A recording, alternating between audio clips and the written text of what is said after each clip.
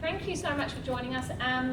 We could also try and make it a little social as well, so do feel free to go and grab any nibbles as we're going if you want to get up and move around. If anyone needs the toilets, they're just straight through that door, turn right a little bit and they're on your left.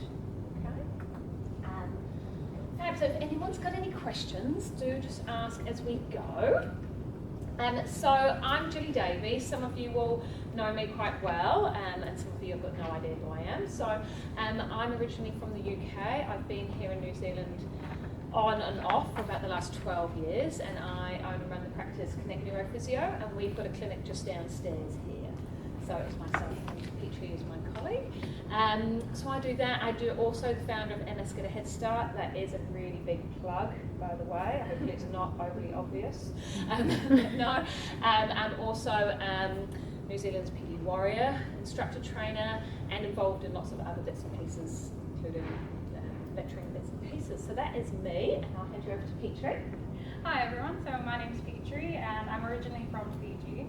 I studied at AUT and then graduated 4 years ago, and then I moved to North Shore Hospital and I worked as a rotational physiotherapist, and then I just joined Julie last year, coming up to 1 year now, next week. Still there? So, yeah, that's me. Awesome. Now we are having to go at recording this as well, so if the recording works, which is always fingers crossed, the sound volume come out, then we will send out a YouTube link for the recording, so hopefully you can listen to us again. Okay. So intensity of exercise, starting with the basic part, that exercise is supposed to be hard, and I think that is something that often gets forgotten a little bit. So when there's those conversations of, I'm tired, I'm sore, I'm getting hot and sweaty, that is the idea. And you are also going to get a little bit hot and sweaty tonight as well, which you didn't know. Okay, so we're going to go through a little bit about what is the adequate intensity to create some change. We're going to talk a little bit about some of the neurophysiology. Me and Petrie are going to share this talk. Petrie's got the hard part, she's doing all the research, I'm doing the fluffy parts. Okay, we're then also going to talk about the risks, because that's obviously one thing that a lot of people always ask is, what are the risks associated with pushing this population really hard? And then finishing off with, how can you apply the stuff into clinical practice? Okay, so that's going to be a bit of the journey of what we go on. So to start with, how would you rate intensity? So this is where you're all going to put your pens and papers down, you're all going to stand up, and you're going to look at the wall there. Okay, I'm not going to answer that question because Petrie's going to answer that in a moment. All right, come on back and take a seat. Okay, but hopefully that's just started to make you think a little bit about intensity levels. So when we talk about what is intensive practice, we're going to break it down into 3 sections basically. Repetition. Hopefully that is not new to any of you, okay, especially in that neuro world, that we're going to be doing repetition. We're going to talk about cardiovascular intensity, okay, so obviously looking at how our breath people are getting and from a cardiovascular response.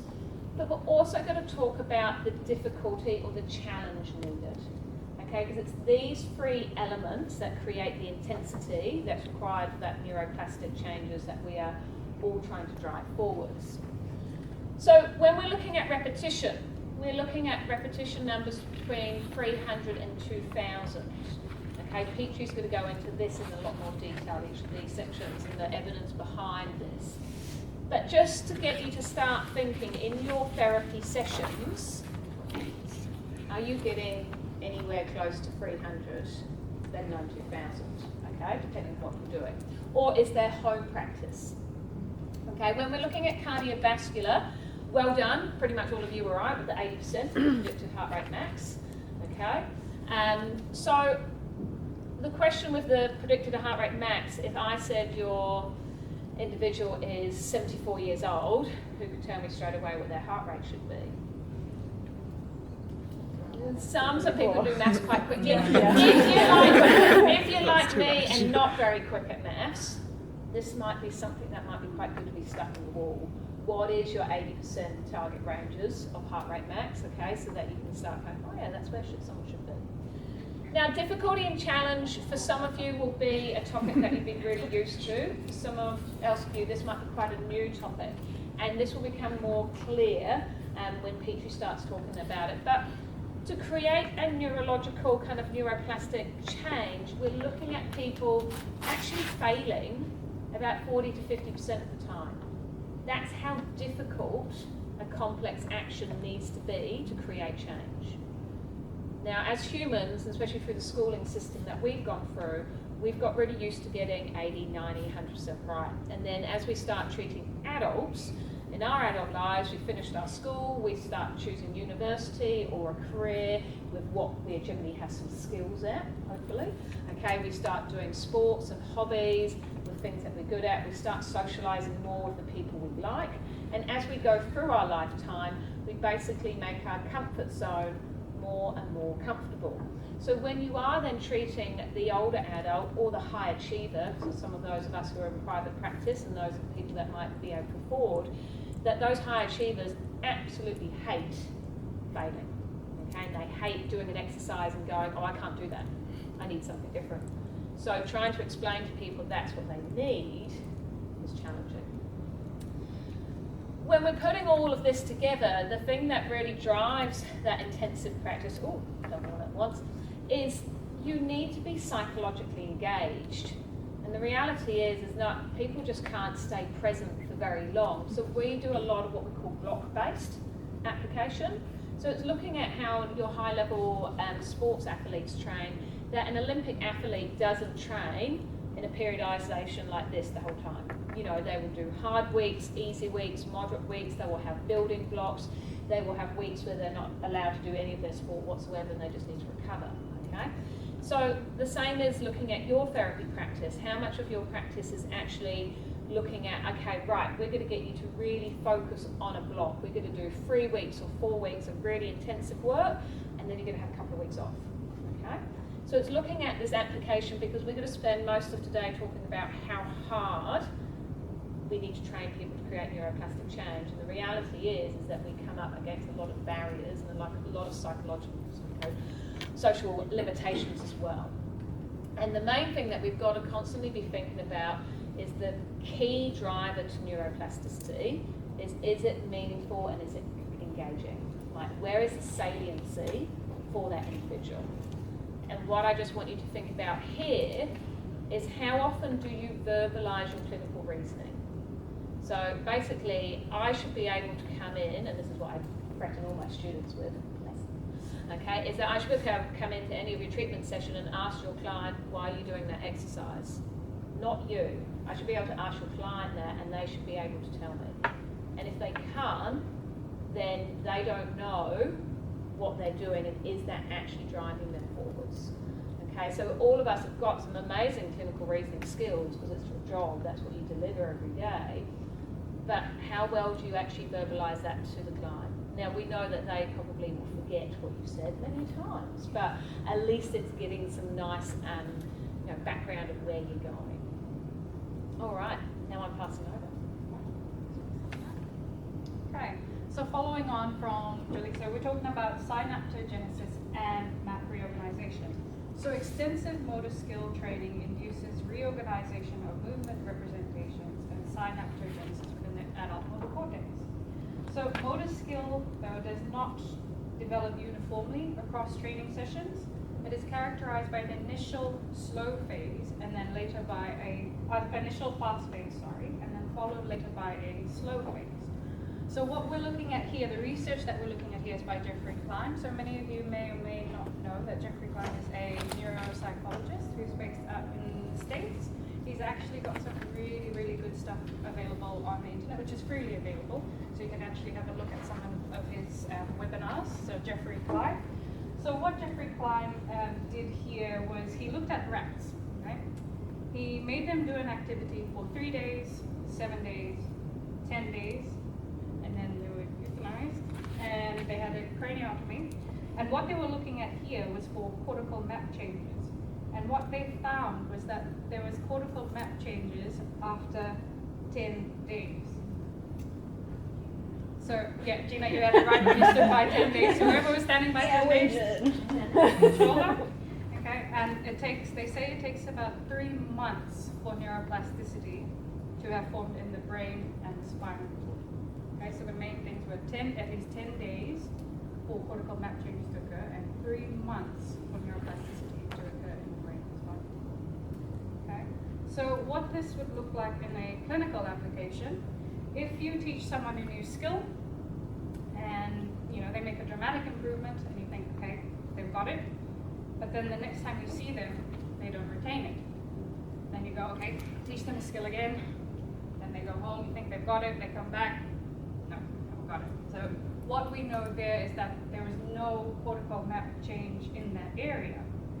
So when we're talking about intensity, what we're talking about here is 10 consecutive days of training for a skill to become ingrained and changed on a cortical map level. Okay? So if you are treating someone once a week, are you ever going to change the neurophysiological, are you ever going to achieve the neurophysiological changes that are needed to warrant that functional change? Okay? So just having a think about, motor learning, are you confident that you're truly achieving motor learning with your clients? When your client walks out of, the hospital or walks out of a private practice room, when they walk out, do you feel that they can repeat that task that you've taught them, in any environment, basically, okay? So a classic example of this is CIMT, okay? Because it's 2 weeks, every day, consistent training, and Jilly's gonna talk more about this as we go through, okay? Okay. Alright, so moving on. So what does your rehab influence? Okay. So we've got skill. So continuing on the model, the previous model we just talked about, that you need 10 consecutive days to cause that cortical map change. But you're ultimately training a specific skill. Okay, so when you're training a skill, you're actually looking at the neurophysiological changes within the brain. Okay. However, we then have endurance. Okay. So our cardiovascular and endurance training. Now this is really, really important. Okay. Did you know that 85% of the brain is made up of fluid? Okay. So if you don't have a decent blood supply to your brain, how are you going to get those key neurotransmitters, growth factors, released into the system? So if you're looking at your own rehab, are you making a difference? Yes, you're working on a skill, but if you're never getting some endurance work or cardiovascular work, you're not going to get that blood supply to create cortical map changes. Okay. Then we have strength. Okay. So when you train strength, you're getting spinal synaptogenesis. What that means is you're increasing contraction efficiency. So less effort is needed to get a stronger contraction. So I just draw a little bit.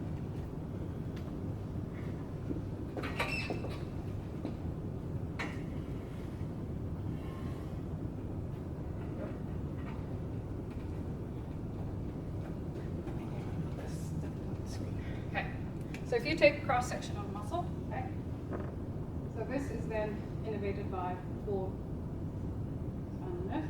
Okay, you do a bit of strength training, then these branch off, okay, then you get another one, and you get another one. So you have neuroplastic changes, and then you get another one. How much easier is it for that individual to create that muscle contraction now that we've done a bit of strength training? Okay, so when we're looking at strength training, we're looking at the efficiency to walk faster, to be able to have a better function as well. Okay. Like one of those magic assistants. Sorry, yeah. One that'll just draw from it. Okay. So, when you're looking at the intensity of your practice, I just want you thinking about, are you intense enough that you're actually creating those cortical map changes?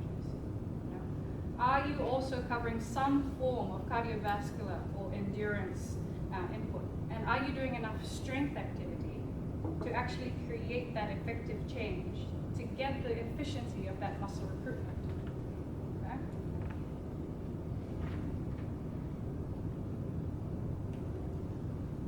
Okay. So following on from needing these three specific elements to start creating change at a neurophysiological level, what we also know is that there are principles that drive neuroplasticity, which is why neuroplasticity is so difficult to achieve. Now we're going back to Jeffrey Klein, and this is some cool work that he did with Jones in 2018. So they set these 10 principles. And we've got this as a handout. Don't email it through to you, so you can have a bit of a read. But what I want to talk about is, where research has developed from here. Is that what we know, the main thing that drives neuroplasticity is salience, okay? Because when it matters on a neurophysiological level, there's an increased release of adrenaline and some other key neurotransmitters that produce motor learning, okay? So we are focusing on intensity. So why does intensity matter? It matters because the reality is that no individual should be plateauing.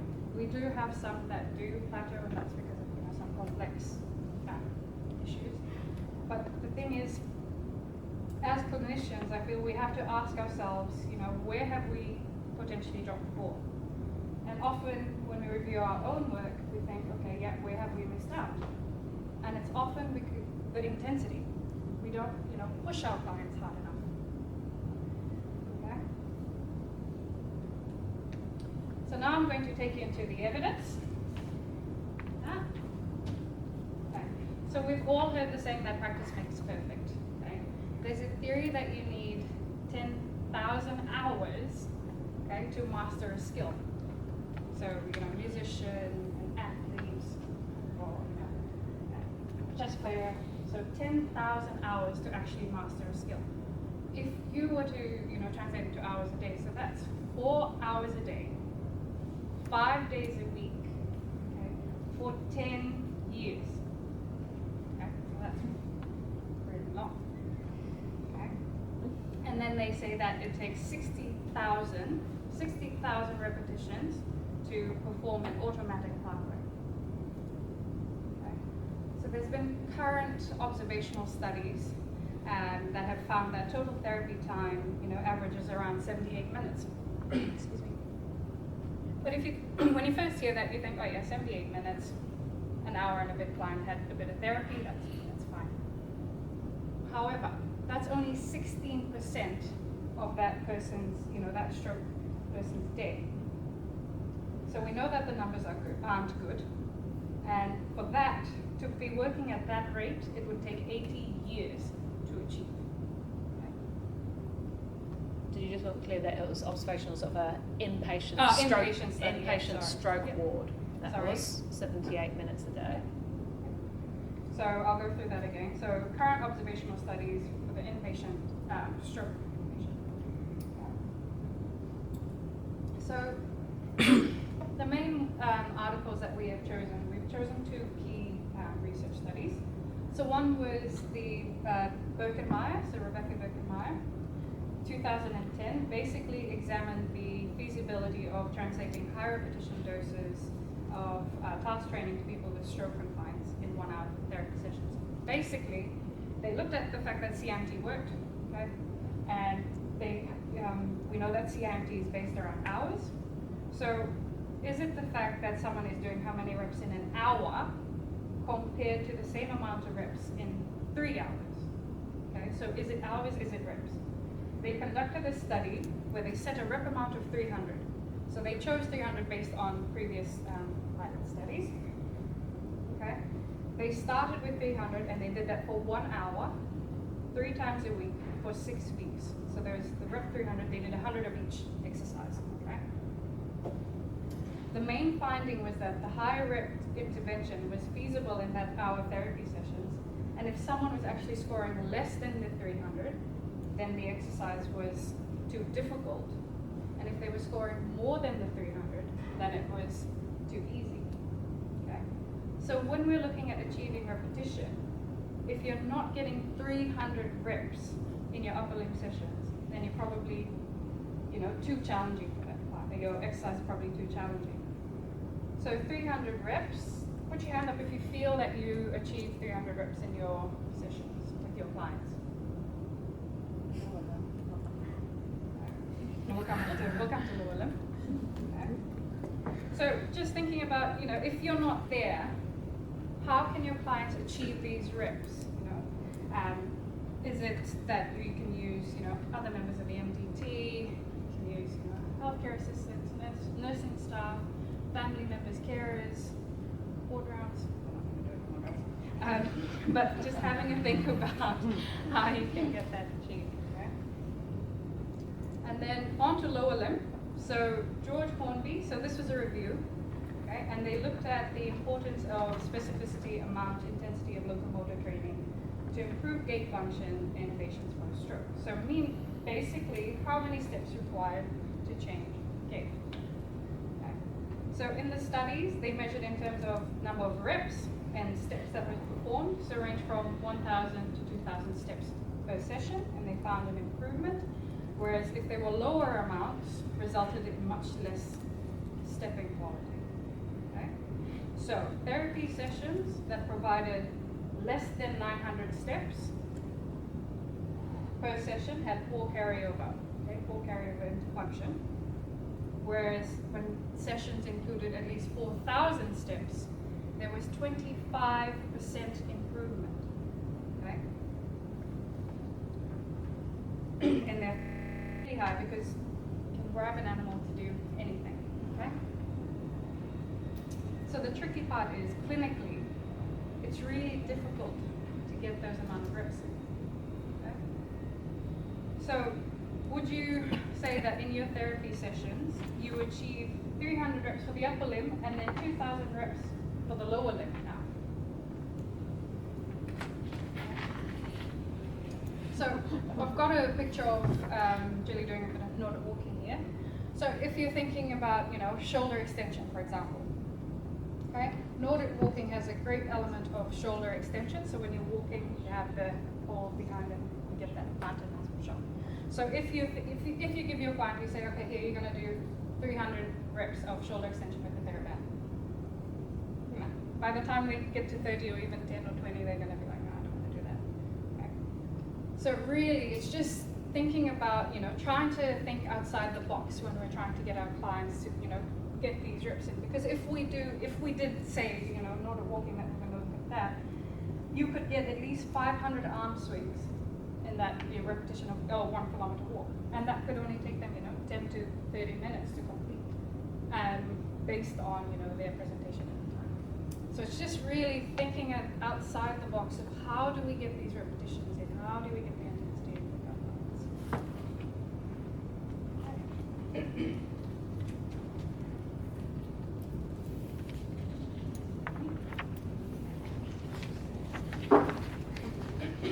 Okay. So following on from the previous slide regarding those cardiovascular changes, when we're talking about the intensity of the cardiovascular system, so you're all right, 80% of predicted heart rate max, okay, which is absolutely getting your clients puffing and panting, okay, out of breath, because it is only when you get puffing and panting do you start releasing these brain-derived neurotrophic factors, nerve growth factors, and insulin-like growth factors, okay? So these increase synaptic activity, which in turn increases neural growth, which then enhances cognitive function and memory.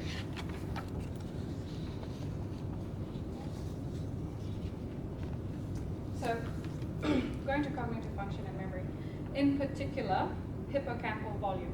Okay?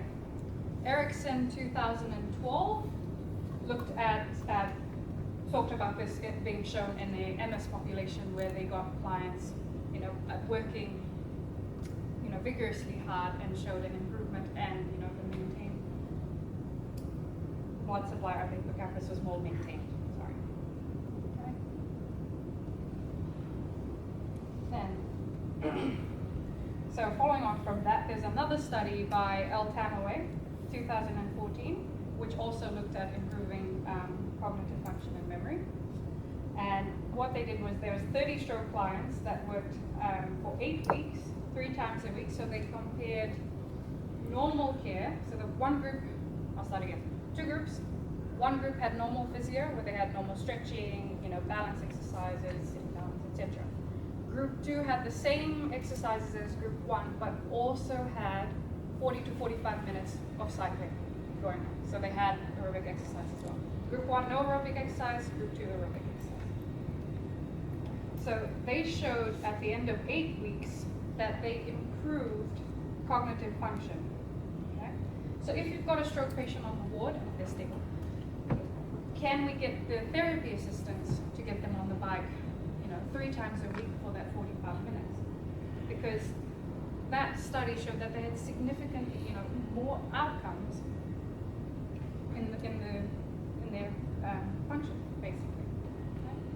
Or could it be that we add this to their home program as well? Okay? And then if you need more convincing, so we've got Jarson in 2018 who looked at high intensity interval training and showed that there is an increase in outcomes by 10 to 40% compared to moderate intensity and strength exercise capacity. So they also saw improved endurance, muscle strength, reduced fat, improved functional recovery, and they also reported that the clients found it, enjoyable. So shorter time to create greater benefits. So I know which one I would go. And then just to bring your attention to the relevance of the picture here. So this is just really highlighting the density of the arterial blood supply in the brain and how important it is to be getting that cardiovascular response around the brain.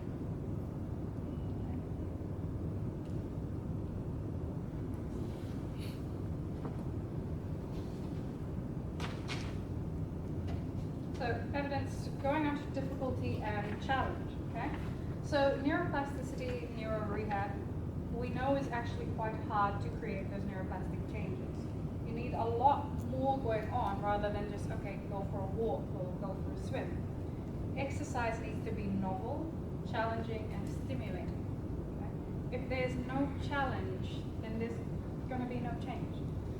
Okay? So plasticity is driven by all senses and changes in behavior. So if something is easy, you're not going to get those neuroplastic changes. So as Juliet touched on earlier, from a neuroplasticity point of view, the exercise needs to be challenging. So we need to be getting at least a 50% failure rate. And as Juliet mentioned, you take your schooling system, people don't like to fail. Okay? And so we run a very big risk if someone fails, then you're not going to have that compliance. Okay? So 100% achievement. So meaning that some of the exercises in your actual session needs to be achievable, because then you're building, confidence, you're building self-efficacy, just helping create those changes. So moving on. So we like to talk about this creating potential to change. Okay? So neurorehab, or life in general. If you're looking at that graph, to create the potential to change, you have to work. You have to fail a lot more than you think. Okay? So if you look up the vertical axis, so you've got 0 to 100%, and then you're looking at how easy an exercise is to how hard it is. Okay? So you can see by the bell-shaped curve that your potential to change is most significant when you're actually failing 50% of the time. Okay? Which means you're achieving something 50% of the time. But if you put this into a therapeutic session, training a client's balance, for example, standing on one leg, how difficult is that? How multimodal is it? Have you got them counting backwards? Have you got them in a different environment? Have you got distractions going on, lights, music? How difficult are you making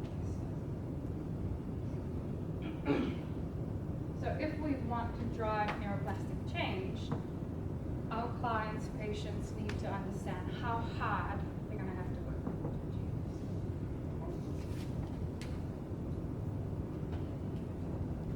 Okay. So then going on to 25%, so the last point, 25% increase in brain volume.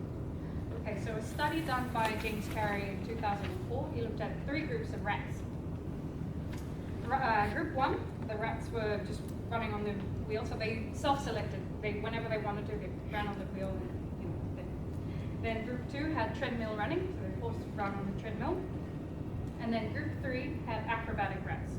So to get to their food, there was this maze that they had to go through, and this maze changed every day, and this cycle for 30 days. Okay.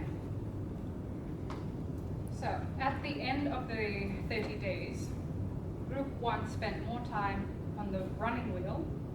Group 2 ran 19 times further in distance than the acrobatic rats. Okay? But the rats, before that, the rats were actually euthanized. They had the green on. And then with the acrobatic rats, what they had found was that they had 25% increase in brain volume. Okay? So when we're looking at this, the findings were particularly remarkable, that they achieved greater outcomes. Sorry. No, you carry on. Oh yeah. So basically, what we can take from that is that we can't just use intensity alone. If you only worked on a cardiovascular response and never actually looked at skill difficulty, you'd never actually get the brain changes.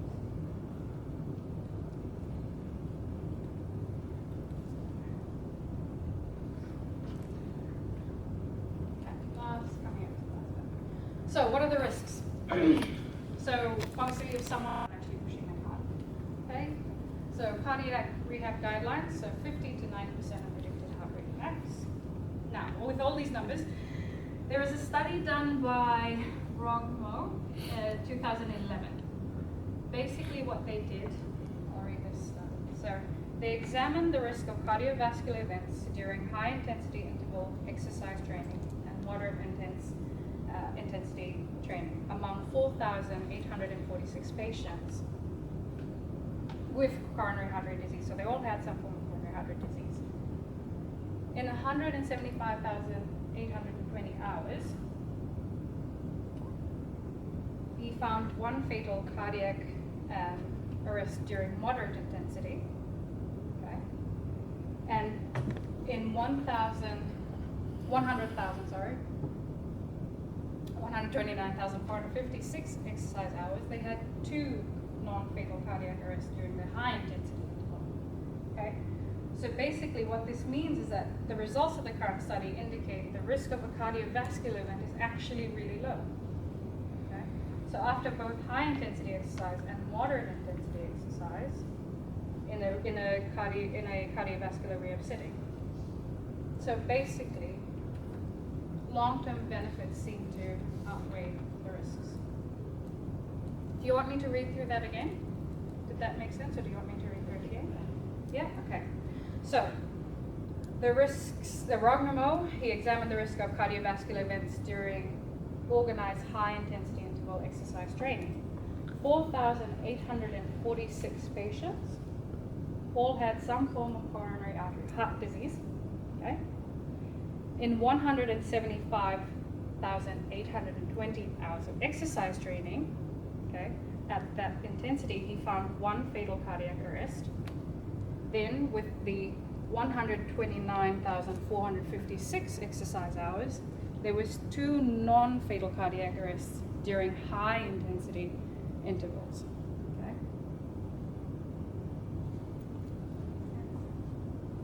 So like your relative risk rate is something like 0.003%. Yeah, pretty much. And these were people that already had heart attacks. Yeah. And high risk.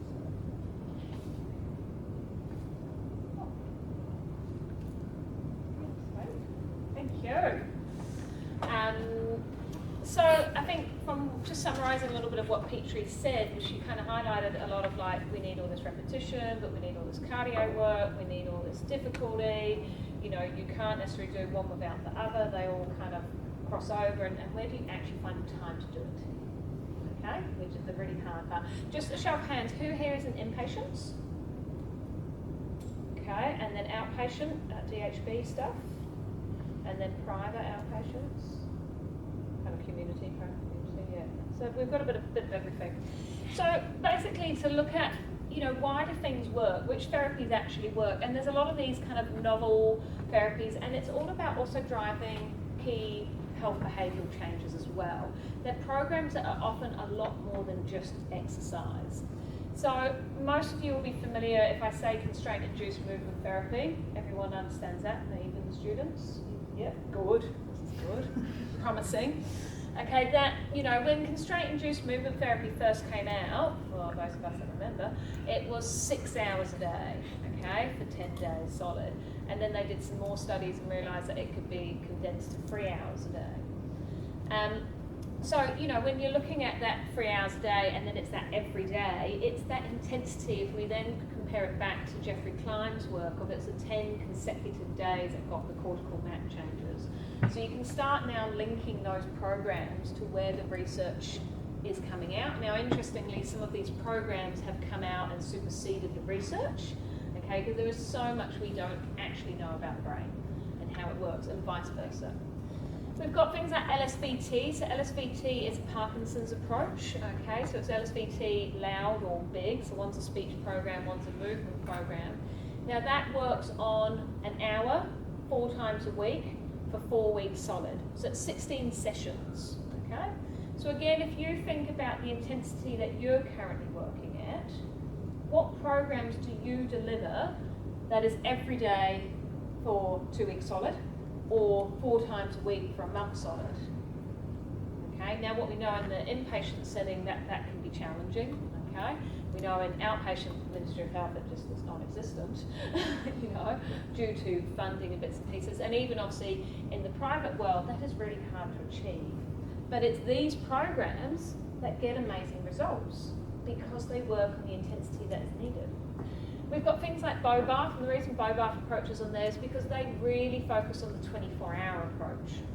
Okay, what is happening the rest of the time? So you could have someone that is walking beautifully, and let's say, Parkinson's is a classic, but it might be a stroke, that you've got your hour session and you're getting their heel strike and it's looking great and you're like, yes! And then they spend the next 15 hours, okay, which way they go to plastically stay. It's where they spend the 15 hours. It's wherever they spend more than 50%. So even if you had them moving beautifully for 6 hours, they've still got 10 hours where they're not moving very well, or how they might be sat in their wheelchair. Okay, so really looking at that, and obviously you can't be there 24 hours, but you can provide a lot of education to people also on the ward or the family or the support network of where that might be.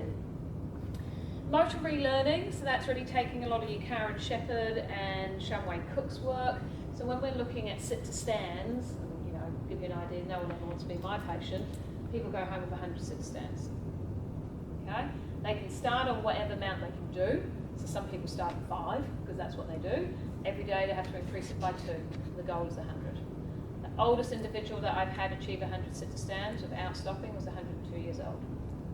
Okay? It's all achievable, it's all trainable, okay?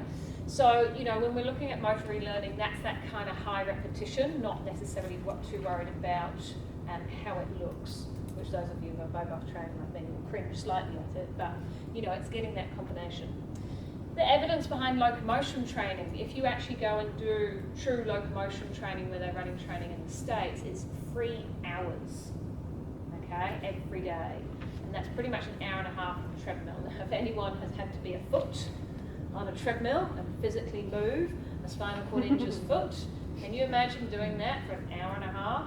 No, it's exhausting. So you have to have 3 of you, and you alternate every kind of 5 minutes between foot, trunk, foot, trunk. Okay, but imagine doing that. It's highly monotonous training for a therapy assistant as well. But that is where locomotion training creates change, because they pretty much don't stop walking for 3 hours. Oh God, I've completely forgotten her name. The lady who's behind the SENSE program. I know what you're talking about, but I can't remember her name. Sure. She's from Sydney. She'll come from Sydney. She'll come to me in a moment. Who it is? Yeah. Leanne's her first name. Anyway, come to me in a moment. The SENSE programs, looking at sensory retraining. Who here struggles with spinal strokes, MS, who've got numbness and sensory changes? Pretty much all of us, okay. Who actually gives them a sensory retraining program? A couple of people, which is good. Sensory retraining, they reckon you need to be doing at least an hour 3 times a week for 8 weeks before you see changes. Again, and how are you actually giving an hour of sensory training? Or is, again, that something that you're going to be educating and upskilling someone else, okay? That's a family member, it's a friend, whoever it might be that could, or even if it's them themselves, if they've got the cognitive ability to do it. So it's really interesting when we look at the research, is all the research is pointing to these things that we can make great changes. We are in a profession that can change people's lives, and lots of research shows that. The day-to-day ability to do it is really difficult, okay? And it's really trying to work out how you can do that. So that clinical application of intensity. So I can't stress enough about looking at people's 24-hour approach, okay? So it is the education we give out. We'll bring one up actually. When anyone starts with us, we've got a folder. If anyone's worked with any of our clients, I hope you've seen the folder. We've got a folder, and in that folder, the whole front page of the booklet is a whole detailed thing about how to create neuroplasticity. It talks about 24 hours. It talks about things like diet and hydration. It talks about those 6 core principles of neuroplastic change, so that they are starting to come on board straight away to realise what it obviously involves. Now, we do that in private. There's nothing stopping you from doing that in any setting that you're in. Okay, it's a generic booklet that you make for the stroke ward or the spinal unit, whatever it might be, of this is what is actually required if you want to make some significant changes. You know, the research really goes out there for the team, in the sense of both the interdisciplinary team, but actually that individual's team. You know, do they have a really supportive partner? Okay, sons, daughters, mothers, fathers. We've all worked with people who have had a real driver in their team. We've had a mum who is not going to stop at anything until their son reaches their potential, you know, and vice versa. And it's those people who have got that ultimate support. So when you've got someone who doesn't have that support, who does that fall on? You know, is that you? Is that someone else? Okay, is that the referral to the counsellor, to the psychologist? Okay, that knowing that 80% of any physical outcome is psychological. Okay? And this is where really we all need to go do psychological degrees or psychology degrees on top of being physios. And obviously really looking at, obviously I call it home practice because we're in the outpatient setting, but if you're in the inpatient setting, what is that individual doing when you're not there? Okay, 78 minutes they do exercise on a stroke ward, the other 15 hours they're doing pretty much sod all. You know, what can they be doing? You know, and how do you educate and motivate that? And also we just put on another layer of any cognitive function issues, makes that even harder. So we do something called challenge tasks, okay? And challenge tasks tend to be a little bit more tend to be a little bit more functional based.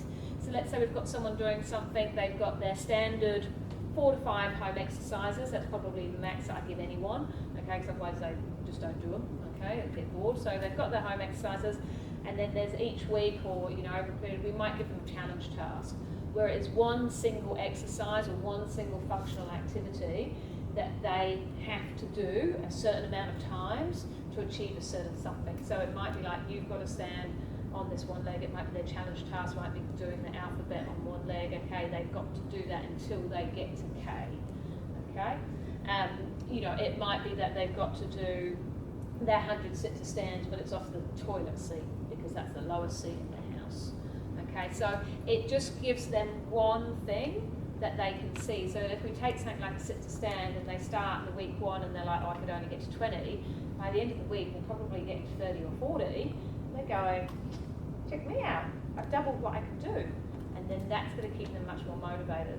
Then often when you've got 4 or 5 exercises they're doing 3 times a week, they often can't gauge how much they've improved or not. But if you've given them one single thing that's got a really defined outcome, okay, often it's numbers and reps, that they can see that they've achieved it to move. We talked at the start of today about we really focus on block-based therapy because a lot of it's attention. You know, can someone stay really focused? And also people's goals change. You know, you start with someone and their goal is all about walking again, okay, spinal cord, and then you stay really focused on that. And obviously over months or years, you know, that goal changes to something else, and often giving someone the ability to have some time away from therapy, it's amazing what they then come back the next time with and say, I want to work on this. And often you will find it's much more focused and it's a lot easier to then get that achievement. We use things, tally counters, you know, like the little clickers, handheld clickers. So when we run our exercise classes are all driven about high intensity and high repetition. So the client gets a counter and they're going to count how many exercises in total. So let's say they're going to do 30 bridges and then they're going to do, 20 sit-to-stands and then something else, and they click it away. And then basically at the end of the hour, they can see how close they've got to their 300. And it's amazing what a motivator that is to keep people moving throughout the time. And it's amazing on your reflections, we make sure we write down how many reps were achieved for each client in each session, or where you then as a therapist go, oh, I chatted a lot with that one, or wherever it might be. Obviously using things like the Borg scale, okay, of heart rate, when Peter was talking about heart rate, now we don't tend to use a heart rate monitor a huge amount of time because there is obviously a large amount of autonomic dysfunction, okay, in heart rate, so we tend to use the Borg. But if you've got someone who's like, yeah, I'm an 80, and you're like, well, just put the heart rate monitor on you and show you that you're nowhere near your 80. Step count, I think step count's a really interesting one to talk about. Now that we've just talked about kind of really pushing that neuroplastic kind of intensity of specific rehab, what about just activity? We are the most inactive we've ever been as a human population. Okay, when we talk about 10,000 steps, and has anyone heard about the news at the moment that is an arbitrary figure and someone had randomly come up with 10,000 steps? And I don't know if anyone else, but I've had a lot of clients challenge me in the last 2 months about, so I'd heard 10,000 steps is false. Okay, so then I go on my evolution spiel, which if you have heard it, you can go to sleep because I go for a while. So we are all humans, okay? We evolved thousands of years ago to be bipedal. We are one of the few mammals that are bipedal, i.e. we are designed to be on our feet throughout the day. That happened for thousands of years. 150 years ago we had an industrial revolution. That has dramatically started changing how we move. In 150 years, that is 1 to 2 generations. Now, if anyone knows much about evolution and the Darwin theory, not much evolution happens in 1 or 2 generations. In the last 30 years, we've had a technology revolution, which has completely changed what we expect of our bodies.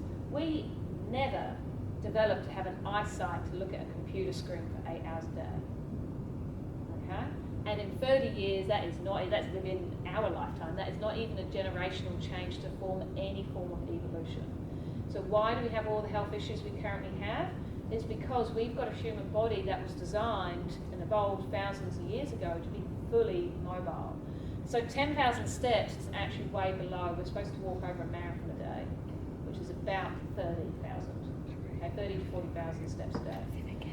So when you're looking at, and as I say, and we all think that we're doing great, there's a big thing about the gym-based couch potato, okay, that you might be amazingly good at going and doing your high-intensity interval training, okay, you're of office work and you get there, you do your 45 minutes of HIIT program and then you spend the next 10 hours sat in your ass, okay, you're more unhealthy than the person who probably just walks all day and doesn't get their heart rate that high.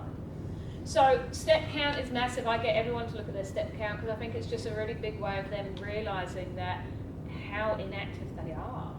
How much, we've got a couple of stroke clients at the moment who are just the classic that they can't walk very far because of their impairments, and both of them have got huge fears of falling, okay, and now we've got this massive issue that they're just really unfit, okay, so then when you try and do something with them, they're just going to be tired. So, are you novel and different? Okay, habituation. Okay, the ability to learn to ignore the monotonously repeated stimuli. Hopefully that was not us tonight. Okay, but I think this is something to always take away, that if your sessions aren't slightly different, like as I say, you always refer back to sit to stand because it is really functional, okay? But how much do you change your sit to stand? Are they doing 10 that are just sit to stand, and then are they doing 10 and involve a little tap onto a cardboard box, and then are they doing 10 holding a tray with a glass of water on? How much are you really thinking about the functional dual tasking application of things and making it, different? I love making obstacle courses in our gym. I'll put the roller up here, be like, right, that's the lamp post you've got to go around, and now you've got a shopping bag with 5 kgs in one hand, and You know, how much are you kind of really varying and making it different each time? So the high repetition numbers matter, okay, but it is really hard to do, but it's always having that in the back of your head. The getting out of breath 3 to 4 times a week, okay, that 80% is something that doesn't need to be within your session, but it's something you need to check.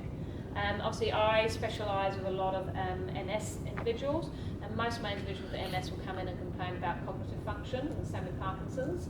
The first thing I do is make sure they're getting out of breath 3 to 4 times a week, and it's amazing what that does just to change brain fog. Okay. Exercise needs to be challenging, and as I say, we work on a block-based approach to help with that psychology, but as I say, with all of this, if they're not being physically active on a day-to-day basis, then it's always an uphill battle. So thank you very much for listening. Hopefully that was really interesting. I think it's always an ongoing challenge. I always have a theory that no individual ever plateaus, their therapist does, because I think you can see from tonight it's so easy for us to plateau as a therapist. It's so easy for us not to be able to get the reps up or not to be able to get the intensity up, and to somehow keep that person fully engaged and motivated and compliant with their exercises, because as I say, at the same time, 80% of your session is about psychological challenges.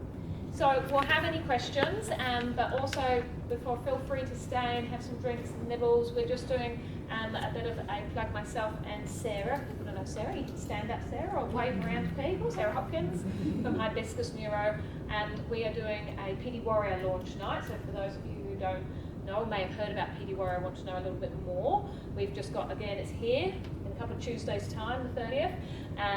And there is 4 of us speaking, myself just for a few minutes, Sarah, we've got a GP who has Parkinson's who's done the program speaking on his experience, and also got a recording of Melissa McConaughey, the founder, talking a little bit about the difference between neuroactive and neuropassive exercise, which is quite interesting. So that's free, so come along to that. And again, as I say, we've got the MS Get a Head Start. We've got free practical courses coming up in, I think it's the first week of September, where there's a day on managing foot drop, the next day is managing knee hyperextension, and the next day is managing upper limb weakness, and they are all practical, a full day of practical live clients to work on. Okay? So if you've got any questions about either of those 2 events, then come and chat to myself or with the Parkinson's ones to Sarah as well. But yeah, any questions, guys? What's the 300?